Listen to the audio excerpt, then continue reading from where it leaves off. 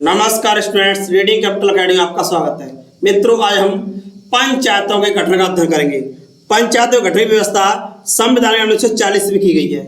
इसमें देखा जाए मित्रों तो राज्य के नीति निर्देश सिद्धांत हैं, इनकी व्यवस्था संविधान के भाग 4 में अनुच्छेद 36 से 51 की गई है। इसी में पंचायतों के गठन की व्यवस्था की गई है। पंचायत गठन व्यवस्था संविधान के अनुच्छेद 40 में की गई है।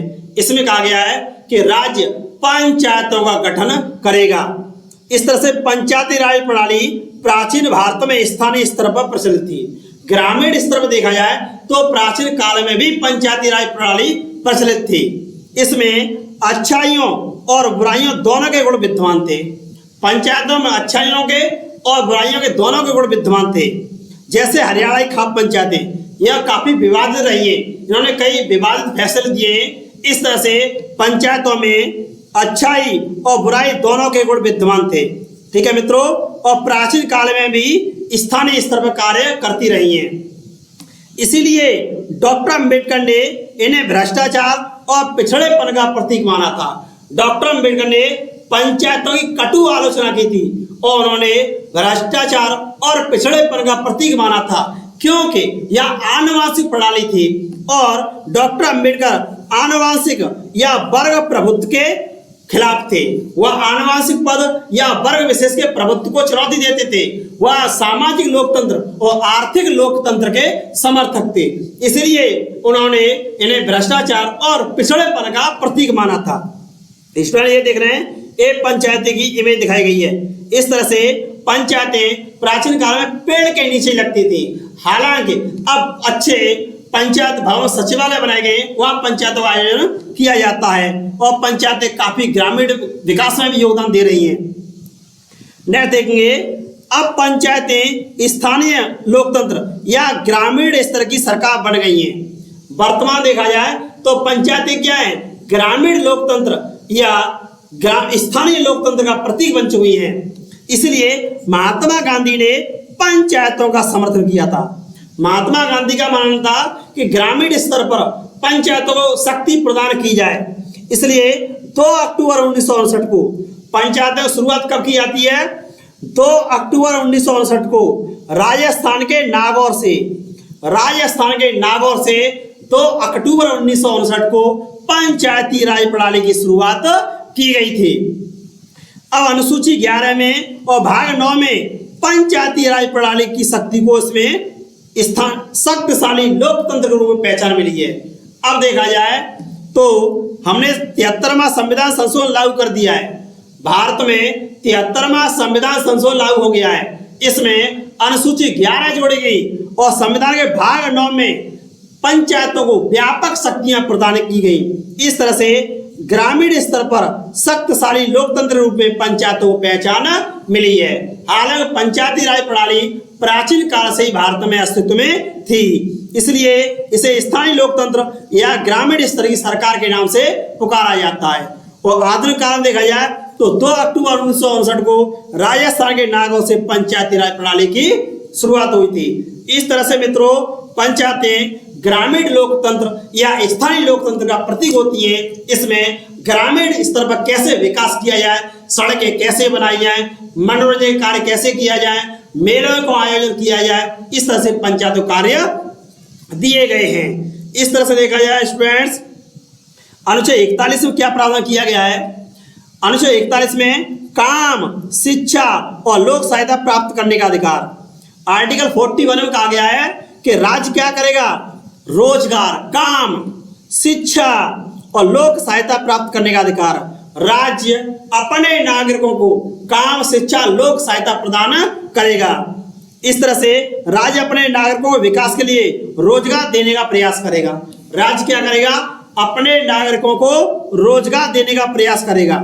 जैसे 2 फरवरी 2006 को एक प्रोग्राम शुरू किया गया था, नरेगा या मनरेगा। नरेगा या मनरेगा आंध्र प्रदेश से इसी का प्रतिफल है। जैसे नरेगा में 100 दिन का रोजगार का गारंटी स्कीम है, ये इसी का प्रतिफल है। काम, शिक्षा और लोक सहायता 1 अप्रैल 2008 को इसे पूरे देश में लागू कर दिया गया था। इस तरह से मनरेगा को 1 अप्रैल 2008 को पूरे देश में लागू कर दिया गया। राज्य शिक्षा को प्रोत्साहित करेगा। इसी तरह से राज्य क्या है, शिक्षा को प्रोत्साहित करेगा। राज्य कमजोर, विकलांग, निःशक्त और वृद्ध, बीमार या अक्षम लोगों की सहायता करेगा। इस तरह से राज्य क्या करता है, विकलांगों को ट्राईसाइकिल देता है, निःशक्त वृद्धों को पेंशन देता है, ये राज्य लोक सहायता करता है। इसी संबंध में देखा जाए विकलांग या दिव्यांगों को वैसाखी और ट्राईसाइकिल दी जाती है, ये क्या है, लोक सहायता है। राज्य के द्वारा अपने नागरिकों को लोक सहायता प्रदान की जाती है। और मनरेगा नरेगा के तहत क्या किया जाता है, यहाँ रोजगार दिया जाता है, 100 दिन के रोजगार की गारंटी दी जाती है। एक अधिनियम है, कोई इसकी योजना नहीं है, केवल ये नरेगा या मनरेगा एक अधिनियम है, संसद द्वारा बनाया गया गारंटी अधिनियम है। इस तरह से आर्टिकल 41 कहता है कि अपने नागरिकों को क्या करेगा, काम, शिक्षा और लोक सहायता प्रदान करेगा। नेक्स्ट आर्टिकल 42 देखा जाए तो अनुच्छेद 42 में क्या है, अनुच्छेद 42 प्रावधान किया गया है काम की न्याय संगत, काम करेंगे लेकिन उसकी न्याय संगत होना चाहिए, व्यक्ति क्षमता के रेशियो में काम कराना चाहिए। और मानवोचित दशाओं का तथा स्त्री प्रसूति सहायता का उपबंध। इस तरह से काम की न्याय संगत और मानवोचित दशाओं का और स्त्री प्रसूति सहायता की व्यवस्था की गई है आर्टिकल 42 में। राज्य मानवीय क्षमता के अनुसार काम की न्याय संगत ध्यान रखेगा। राज्य जैसे 8 घंटे फैक्ट्री में वर्क किया जाता है, ये मानवोचित दशा है। यदि इसी की जगह 15 घंटे दिया जाए तो व्यक्ति में इतनी शारीरिक क्षमता नहीं होगी, ये मानवोचित दशा नहीं मानी जाएगी। इस तरह से राज्य मानवीय क्षमता के अनुसार काम की न्याय संगतता का ध्यान रखेगा, जिससे व्यक्ति की गरिमा बनी रहे। इस तरह से व्यक्ति की गरिमा को ध्यान में रखते हुए काम की न्याय संगतता का ध्यान रखेगा। यदि कार्य का निर्धारित समय 8 घंटे है और उसे 10 घंटे कार्य कराया जाए तो कर्मचारी का ये शोषण होगा। इस समय कार्य का घंटा कितना होता है, 8 घंटा। अगर इसको 12 घंटे कर दिया जाए तो उसके शारीरिक विकास पर प्रतिकूल प्रभाव पड़ेगा, यह न्याय संगत कार्य नहीं माना जा सकता।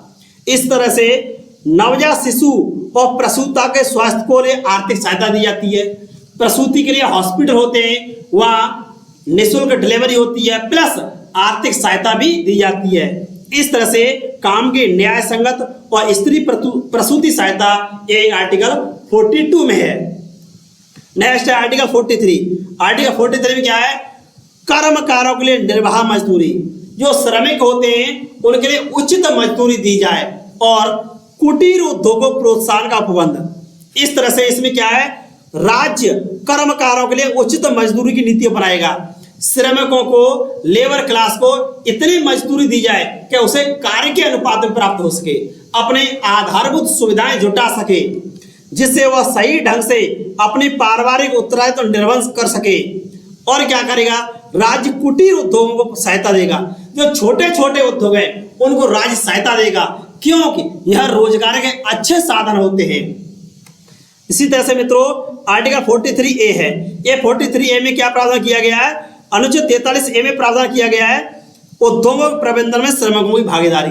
जो प्राइवेट उद्योग होते हैं, प्राइवेट इंडस्ट्री होते हैं, कहीं यहाँ श्रमिकों का शोषण न करें, तो इनके मैनेजमेंट में, प्रबंधन में मजदूरों की भागीदारी होनी चाहिए। इस तरह से आर्टिकल 43 में उद्योगों के प्रबंधन में श्रमिकों की भागीदारी है, और 43 में क्या है, कर्मकारों के लिए निर्वाह मजदूरी और कुटीर उद्योगों को प्रोत्साहन दिया गया है। ठीक है स्टूडेंट्स। नेक्स्ट है आर्टिकल 44। ये क्या है, आर्टिकल 44 में नागरिकों को समान सिविल सहायता गोवा में लागू है।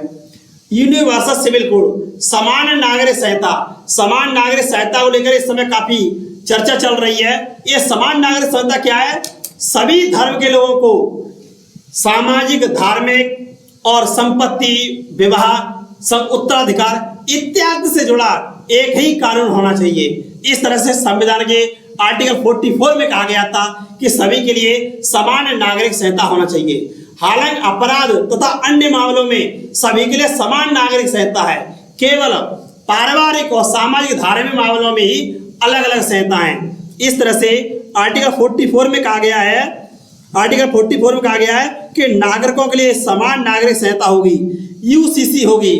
ये गोवा राज्य में पुर्तगालियों ने लागू की थी। किसमें, भारत के गोवा राज्य में पुर्तगालियों ने लागू की थी समान नागरिक संहिता।